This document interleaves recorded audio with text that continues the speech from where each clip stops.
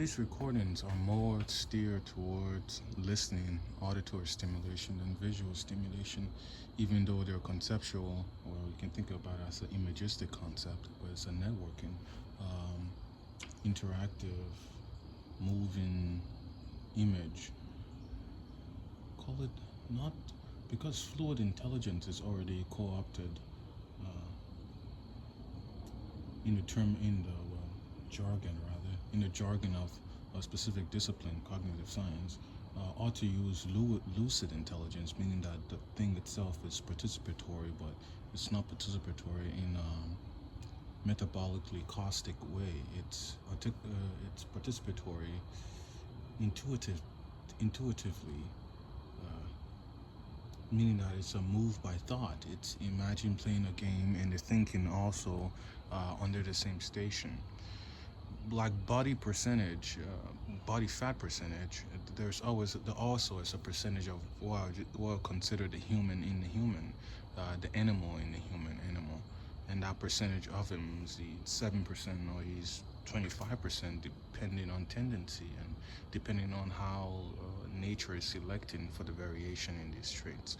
Costly, but yet it's also detrimental to this perceived destiny by the fact that there is this opposing counter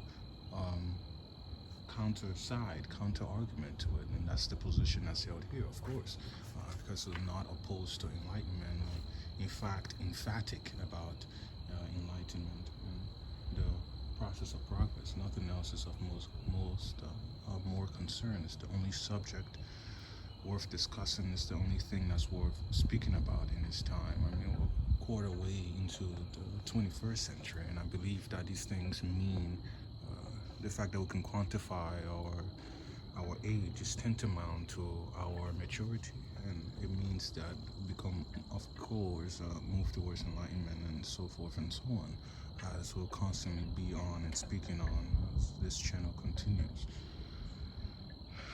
And it cannot restate this enough, because in most times the goal is to guess, is to preemptively dismantle an argument, a potential argument of an opposer, of an opposer, meaning that in this case that there might be a repeat about the theme or the motif about the channel, but this repeat and this motif comes, it's repetitive by not by habit, but it's repetitive by precaution.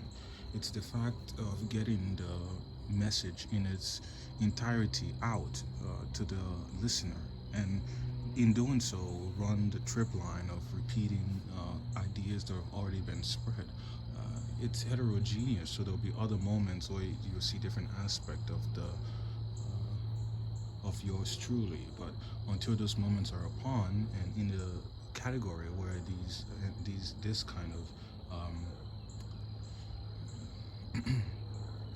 the rubric that this monologue is under, versus moments of the more distinguishing heterogeneous mixture. But as far as this is concerned, these moments and this element rather, as far as this element is concerned, there is a risk of overhearing or hearing again what has been said, but don't consider it a redundancy. Hopefully, and not even hopefully, but strategically, the explanation is schematically disclosed, meaning depicted, illustrated. It's schematically illustrated, so the listener gets from, they see the divergences of the tangent, and each moment of the tangent tree is fully rearticulable, meaning you can backpedal back into where we started from, and to head back into where we are in the present moment. I mean, they're tantamount to our maturity. They're tantamount to how we ought to measure our progression. Another thing is the unconsciousness of man is making man conscious. Is bringing is moving, is turning on consciousness into consciousness. That's what's lacking. That's the commodity that's lacking. It's more consciousness. That's what's after. And consciousness is not an awareness of time, but I mean, it's not awareness of place. It's not awareness of what is going on. This is a question man can ask his neighbor as soon as he gets the epiphany to ask his neighbor, because of course he doesn't. This is more like the rocks being moved by the current and concurrency of in our state, uh, in our real state, the concurrency of the force of the past. I mean, we just cannot stay in yesterday. We are compelled to be in the present moment continuously. So when one approaches their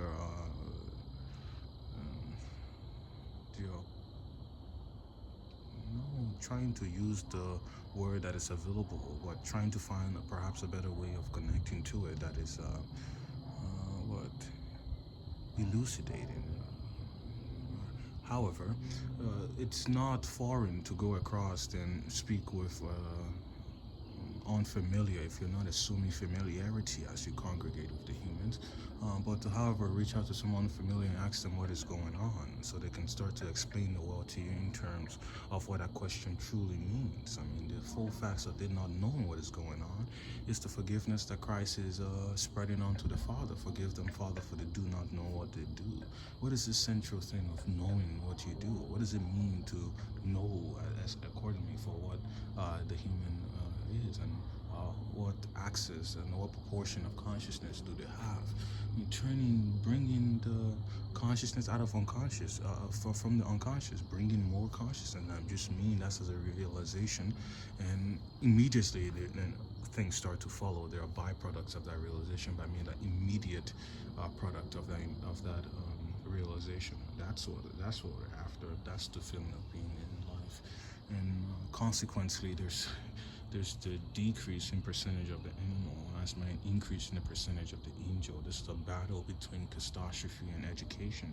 Want more education or striving for more education? I mean, what kind of education is this? I'd like to have a full rundown of the world from its beginning to its present, how it started to its end, with the same facility you could have over describing any ordinary development of observance in the happenstance of life. Well, I like to have that same access to the disclosure, the emerging disclosure, the autopoietic disclosure, the vector of evolution, the phylogenetic tree and its divergences and its branch off. And then, of course, it's central on the Anthropocene, and of course, on the geocentric or the heliocentric, as they have it now. However, relating back to the fact of what it means to be these things and how to take on this particular branch of divergence. But still, if now could summarize and let's try to recap how things have gone so far, to try to connect back the dots to create a richer dividend, hopefully a more increased dividend. The fact that man is thrown into the world, he wants more consciousness out of it, and that he shares himself with animal, and he can measure himself in percentage. And well, coexisting with the humans and asking what is going on. What does it mean when it's asked what is going on? And the fact that consciousness raises question as it expands, it becomes more inquisitive, it becomes more curious. And by asking these questions, and that's why these things are so fundamental to any other movement when it speaks of enlightenments down this line, because it has to incorporate this aspect that a rise of curiosity, the increase of questions, and that's proportional to education. It's not beneficial to state. It's always revelatory, always changes things. Why does education has this correlation with change? I mean, because if you know things, you immediately have to change things about the way man operates in the world, and his operation in the world is a reflection of what he thinks about it. And there are of course, there's the cognitive dissonance, and it rush in just to set the matter straight and to balance the argument. But even excluding the cognitive dissonance, relating how the world, how education is correlated with change, and is that knowing or trying to get to thinking about it with humanity. Also triggers the curiosity, or impoverishment of questioning impoverishment. Why is there certain things lacking when it's possible for them to be? It's just the knowing of organizing worlds and organizing states and organizing place and organizing time and organizing truth. These things are they're encapsulated in truth. Or truth is encapsulated in them. There's that mutual penetration. However, they share a very fervent relationship with the truth, and that's education's correlation or connection with change, and change with truth. I mean, these things they're already destined, they're yours, and what's remaining now is to graft the Lord on his evolutionary, rather call it phylogenetic tree. And that's that section of it. You can imagine it. There's a little dot there, and we're using the tool of the imagination now, heightening and heighten that dot, that placement, illuminate the section of the phylogenetic tree that the Homo sapien occupies, that twig, and now expand it further to read the DNA and observe in life world if his exhibition of agency, it's not the voice of his DNA, but his voice of his DNA tells a story, has a pattern, has a trope to it, as an ebb and flow, epoch to epoch, and zeitgeist to zeitgeist, and the moments that are going on, the things rather that are going on in the culture. And all these things are implicated in change and so forth. But I'm saying that this is first run of man. This is not a second iteration. I would know this is real, because man will be novel when he makes the realization. Of course, it should be novel. It's the fact that it hasn't been entertained in its totality. Well, totality has been used prior, but rather to use it again because it seems quite appropriate for the task. But however, if you grasping its intricacy, that's what I felt annoyed with intricacy. That so this way it's indisputable how capturing it is, because it should it should capture the conception of the contemplator. And I mean, after that, then I say it's all history, but it just continues to be history, and the rest in the past of both history. But we're not limited from this mono perspectile or polyperspectile. This is zeroing on divergence. Sorry.